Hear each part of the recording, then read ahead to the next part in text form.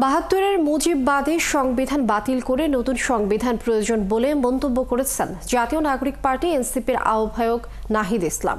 শনিবার মৌলভীবাজারে এক পথসভায় অভিযোগ করেন, নতুন সংবিধান প্রণয়নে বাধা দিচ্ছে একটি রাজনৈতিক শক্তি।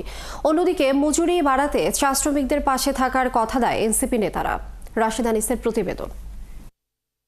দাবি দেওয়া এবং দীর্ঘদিনের যে লড়াই সংগ্রামের বিষয়ে শ্রীমঙ্গলে চা শ্রমিকদের সাথে মতবিনিময় করেন এনসিপির নেতারা। সেখানে দীর্ঘদিন ধরে চলা অনিয়ম ও অত্যাচারের কথা নেতাদের কাছে তুলে ধরেন শ্রমিকরা। আগেকার সরকার আমলের কিছু ভূমিদস্যু লোক এটার সাথে সামঞ্জস্য করে আদৌ কিন্তু এই জায়গাগুলি করে তাদের বলে দাবি দেওয়া করে বিভিন্ন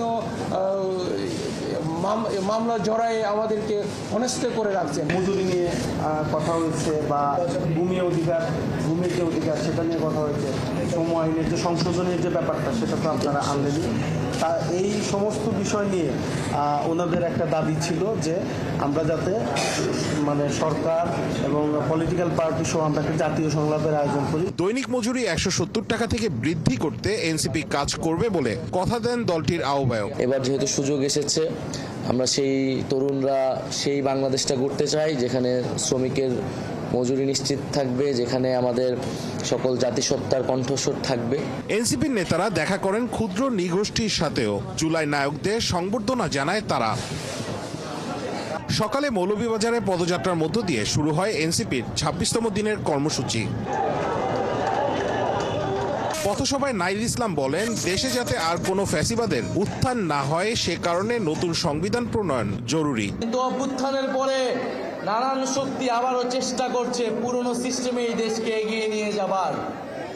আমরা তখন বলেছি, জুলাই গণ অভ্যুত্থানে আমরা যখন রাজপথে নেমেছিলাম, আমাদের ভাইয়েরা শহীদ হয়েছে, আমাদের বোনেরা নির্যাতিত হয়েছে। আমরা এই বাংলাদেশকে আর পুরনো রূপে ফেরত দিতে দিব না। বিচার সংস্কার এবং নতুন সংবিধানের মাধ্যমে আমরা একটি নতুন বাংলাদেশের যাত্রা শুরু করতে চাই। একই সমাবেশে শহীদদের আকাঙ্ক্ষা পূরণ না হওয়া পর্যন্ত রাজপথে থাকার প্রতিশ্রুতি দেন দলের সদস্য সচিব আক্তার হোসেন।